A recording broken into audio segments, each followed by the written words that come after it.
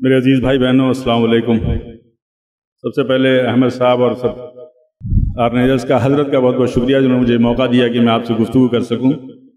ویسے تو میں اس طرح کی محفلوں میں سننے سیکھنے اور اپنی اصلاح کے لیے آتا ہوں، کیونکہ میں تو میڈیکل سائنس کا ایک چھوٹا سا طالب علم ہوں۔ بہرحال ایک دعا یہ ہے کہ زندگی دی ہے تو جینے کا ہنر بھی دینا، زندگی دی ہے تو جینے کا ہنر بھی دینا، پاؤں بخشے ہیں تو توفیق سفر بھی دینا، کہ گفتگو تو نے سکھائی کہ میں تو گونگا تھا، اب میں بولوں تو باتوں میں اثر بھی دینا۔ بہرحال میں آپ سے پہلی بار آپ کے قصبے میں آیا ہوں، آپ سے پہلی بار مخاطب ہوں، گفتگو کر رہا ہوں۔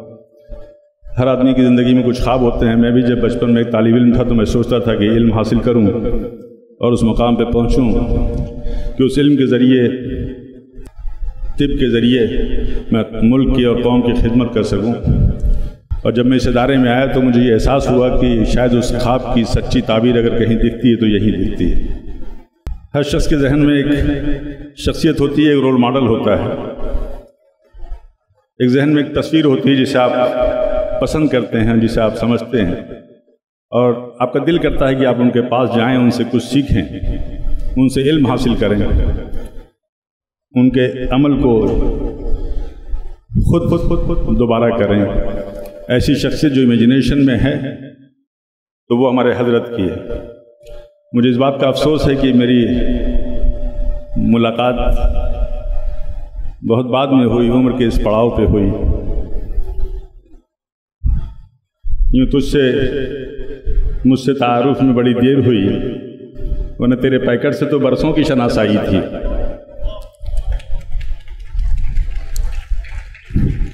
یہ مجھے تجھ سے تعارف میں بڑی دیر ہوئی، تیرے پیکٹ سے تو برسوں کی شناسائی تھی۔ بہرحال یہ محفل ہے رحمت للعالمین کی، عید میلاد النبی کا موقع ہے، اور جیسا ہم جانتے ہیں یہ دنیا کے سبھی مذہبوں میں، سبھی مذہب کی روایتوں میں یہ خیال ہے کہ ایشور نے ہمیشہ زمین پہ پیغمبر بھیجے جو انسانوں کی رہنمائی کرتے رہے۔ ایشور نے ہمیشہ دودھ بھیجے، اور قرآن میں یہ کہا گیا کہ تقریباً ان کی تعداد 1,24,000 کے آس پاس ہے، جن میں 25 پیغمبروں کا ذکر قرآن میں ملتا ہے، اور ہم اس ایک اللہ کے ماننے والے اور ان سب پیغمبر پہ یقین کرنے والے ہیں۔ لیکن ہمارے آخری پیغمبر حضور صلی اللہ علیہ وسلم، ان کی شخصیت ایک مرکزی شخصیت ہے جو اس عالم کے لیے آخری پیغمبر ہیں۔ 6ویں صدی دنیا کی تاریخ میں بہت تاریک دور رہا ہے، ڈارک ایجز رہا ہے۔ اسی 6ویں صدی میں 570 عیسوی میں حضرت محمد صلی اللہ علیہ وسلم کی پیدائش مکہ کے قریش خاندان میں ہوئی۔ آپ 6 سال کی عمر میں یتیم ہو گئے۔ آپ کے چچا ابو طالب نے آپ کی پرورش کی۔ آپ چرواہے کا کام کرتے تھے، تاجر کا کام کرتے تھے، لیکن آپ کا لقب صادق اور امین ہوا کرتا تھا۔ آپ صادق اور امین سے پکارے جاتے تھے، مطلب ٹرسٹ وردی۔ اور یہی وجہ تھی کہ اس شہر کی ایک بہت معزز ایک خاندان کی خاتون حضرت خدیجہ نے 25 سال کی عمر پہ آپ کو شادی کا پیغام بھیجا اور آپ سے نکاح کیا۔ 40 سال کی عمر میں جو ٹرننگ پوائنٹ ہے، جب آپ کی عمر کا 41واں سال چل رہا تھا، رمضان کا مہینہ تھا، اس وقت ایک فرشتہ حضرت جبریل علیہ السلام کے ذریعے آپ پہ وحی نازل ہوتی ہے، اقرا پڑھو، اور وہیں سے شروعات ہوتی ہے۔ آپ کو نبوت حاصل ہوتی ہے، وہ شروع ہوتا ہے سفر علم کا، انسانیت کا اور محبت کا۔ اس 23 سال کی نبوت میں آپ کے 12 سال تبلیغ میں، دعوت میں، اور ایک ضدی اور سرکش قوم سے جو مکہ شہر کی تھی اس سے مخالفت میں گزر گئے، جنگ میں گزر گئے۔ لیکن وہ 10 سال کا جو مختصر سا وقت تھا، اس میں آپ نے دنیا میں ایک انقلاب پیدا کر دیا۔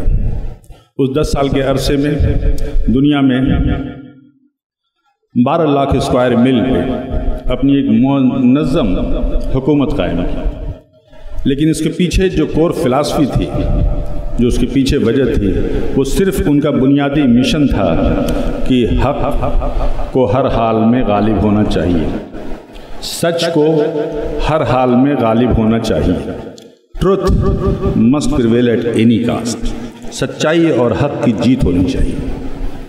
دوسری قوموں سے جو ان کا تعلق تھا وہ مسلم اور سب سے غیر مسلم سب سے برابر کا سلوک کرتے تھے۔ ان کا ایک بہت مشہور قول ہے کہ اگر غیر مسلم پہ کسی نے زیادتی کی تو میں قیامت کے روز میں ان کا وکیل بنوں گا، میں غیر مسلموں کا وکیل بنوں گا۔ یہ ان کا قول تھا۔ وہ تھے جنہوں نے دنیا میں پہلی بار نسل پرستی کے خلاف اپنی آواز بلند کی تھی۔ جس زمانے میں یوروپ میں مزدوروں کے ساتھ، کالوں کے ساتھ جانوروں سے زیادہ بدتر سلوک کیا جاتا تھا، اس زمانے میں حضور صلی اللہ علیہ وسلم نے، ہمارے پیغمبر نے، ایک کالے کلوٹے، ایک حبشی شخص حضرت بلال سے کہا اور اس مکہ معظمہ کی مقدس عمارت پہ کہا تم کھڑے ہو جاؤ اور یہاں پہ اذان دے دو۔ اس کو اپنا دوست بنایا، اس کو مؤذن بنایا۔ اور یہی وجہ ہے کہ اگر آپ انسائکلوپیڈیا بریٹانیکا میں جائیں تو آپ پائیں گے اس میں لکھا ہوگا The most successful religion person of the world was Muhammad۔ Michael H Hart نے ایک کتاب لکھی، اس کتاب میں 100 influential person of the world، دنیا کے 100 بااثر لوگوں میں پہلا نام ملتا ہے حضرت محمد صلی اللہ علیہ وسلم۔ اور مائیکل کہتے ہیں کہ مجھ سے جب لوگ یہ پوچھتے ہیں کہ آپ نے پہلا ان 100 لوگوں کی لسٹ میں پہلا نام محمد کا کیوں رکھا ہے تو مجھے حیرت ہوتی ہے، مجھے تعجب ہوتا ہے، اور میں بتانا چاہتا ہوں کہ وہ ایک ان سے زیادہ مذہبی اور جمہوری ہستی دنیا میں کوئی نہیں ہوئی، ریلیجس ایز ویل ڈیموکریٹک۔ اور یہ وجہ تھی، اور یہی وجہ ہے کہ آج 1300 سال سے بھی ان کا ایک بہت بڑے وسیع پیمانے پہ پوری دنیا میں ان کا اثر آج بھی برقرار ہے، اور دنیا کے ہر گوشے سے روزانہ 5 وقت ان کے نام کو پکارا جاتا ہے۔ یہ ہے وہ اثر جو آج بھی زندہ ہے۔ معزز حاضرین، یہ ہمارا فرض ہے کہ ان کے احکامات کو، ان کی باتوں پہ ہم عمل کریں اور اس انسانیت کے، اس محبت کے پیغام کو ہم دور دور تک پہنچائیں۔ اکثر مجھ سے لوگ ملتے ہیں، میں اس پیشے میں ہوں جو سماج کی کھڑکی ہے، ہر طرح کے لوگ آتے ہیں اور کہتے ہیں کہ آزمائشیں ہیں، دشواریاں ہیں، وہ ہر دور میں رہی ہیں۔ حضرت یوسف علیہ السلام 7 سال تک جیل میں رہے، انہوں نے کبھی یہ شکوہ نہیں کیا کہ my time is being wasted, میرا وقت ضائع ہو رہا ہے، میں اللہ کے دین کو نہیں پھیلا پا رہا ہوں، اس کی باتوں کو نہیں پہنچا پا رہا ہوں۔ انہیں کبھی شکوہ نہیں کیا، بلکہ انہوں نے جیل کے قیدیوں پہ انسانیت اور محبت کا سبق سکھایا۔ وہ جیل میں بھی اتنے مطمئن تھے جتنا باہر مطمئن رہتے تھے۔ انہیں یہ معلوم تھا کہ اللہ کا ایک نظام ہے، ایک پلان ہے، اور میں اس کا حصہ ہوں۔ اور جب سزا مقرر پوری ہونے کے بعد جب وہ رہا ہوئے تو اسی مصر ملک کے بادشاہ بنے۔ جو سچ حضرت یوسف علیہ السلام کے لیے تھا وہی سچ ہمارے لیے بھی۔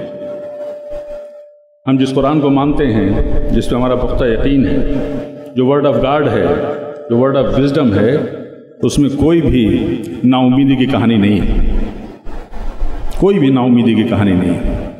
حضرت یعقوب علیہ السلام اپنے بچے کے کھونے کے بعد روتے روتے ان کی آنکھ کی بینائی چلی گئی، لیکن آخر ان کا بیٹا یوسف بھی مل گیا اور بینائی بھی واپس آ گئی۔ حضرت ایوب علیہ السلام بیماریوں سے بہت تکلیف میں رہے، لیکن آخر ان کو راحت ملی۔ حضرت زکریا علیہ السلام جن کو بڑھاپے تک کوئی اولاد نہیں ہوئی، لیکن اللہ نے ان کی دعا قبول کی اور بڑھاپے میں انہیں اولاد ملی، اور وہ خود حیرت زدہ رہ گئے۔ حضرت یونس علیہ السلام مچھلی کے پیٹ میں داخل ہوئے، لیکن اللہ نے انہیں محفوظ وہاں سے نکال لیا۔ معزز حاضرین، اپنے غم میں، اپنے پلان میں آپ اس اللہ کو شامل کر لیجئے، آپ کو کبھی بھی ہار نہیں ہوگی، کبھی رسوائی کا سامنا نہیں کرنا پڑے گا۔ ابھی دوپہر کا کھانا میں نے حضرت کے ساتھ کھایا، میں یہ لنگر دیکھ رہا تھا۔ ایک لنگر ہے جو عام لوگوں کے لیے ہے۔ یہ حقوق العباد جو ہے، جو اکثر ہم اس کو فراموش کر دیتے ہیں۔ حقوق العباد ہماری زندگی کا حصہ ہونا چاہیے۔ آج بھی ہمارے ملک میں بہت سے لوگ ہیں جو بھوکے سو جاتے ہیں، بہت سے لوگ جو غریب ہیں، بہت سے لوگ ہیں جن کے پاس اتنی بھی بیسک نیڈ نہیں ہے کہ اپنے بچوں کو تعلیم دے سکیں۔ مجھے یاد آئی ایک حدیث جس میں ایک عربی نے حضور صلی اللہ علیہ وسلم کے پاس حاضر ہوا اور اس نے کہا، اے اللہ کے رسول، مجھے کوئی ایسا عمل بتا دیجئے کہ میں جنت میں داخل ہو جاؤں۔ اللہ کے نبی نے فرمایا، تم غلام کو آزاد کرو، اگر تمہارے پاس اس کی طاقت نہیں ہے تو بھوکوں کو کھانا کھلاؤ، پیاسوں کو پانی پلاؤ۔ ہم اللہ کی خوشنودی چاہتے ہیں، اللہ کی رضا چاہتے ہیں، اللہ کو تلاش کرتے ہیں، اللہ کے قریب جانا چاہتے ہیں۔ اللہ کے نزدیک اللہ کے بندوں کی ضرورت کو پورے کرنے سے زیادہ محبوب کوئی عبادت نہیں ہے۔ ٹوٹے ہوئے دلوں کو جوڑیے، اس کی مصیبت کو کم کیجیے۔ جن کے دل زخمی ہیں اللہ ان کے پاس ہے، ان کی تکلیف کو دور کیجیے۔ اللہ ان کندھوں کے پاس ہے جو بوجھ سے بوجھل ہو گئے ہیں، وہ مزدور کا کندھا ہے جس کی ایک دن کی کفالت کیجیے۔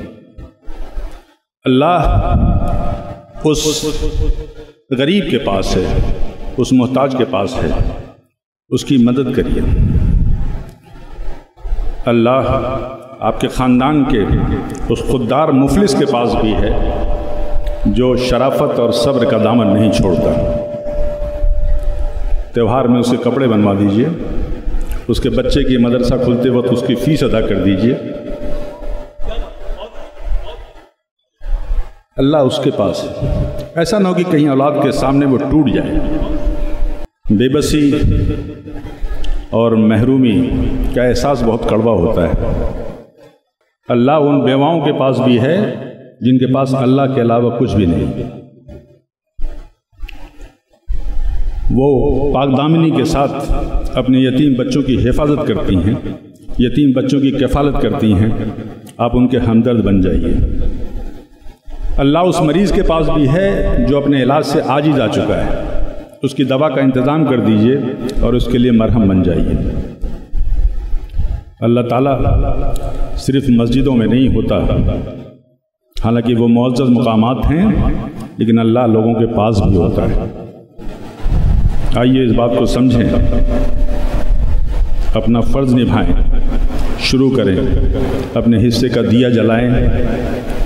اللہ کے بندوں سے ہمدردی، اللہ کے بندوں سے محبت، دراصل اللہ سے محبت ہے۔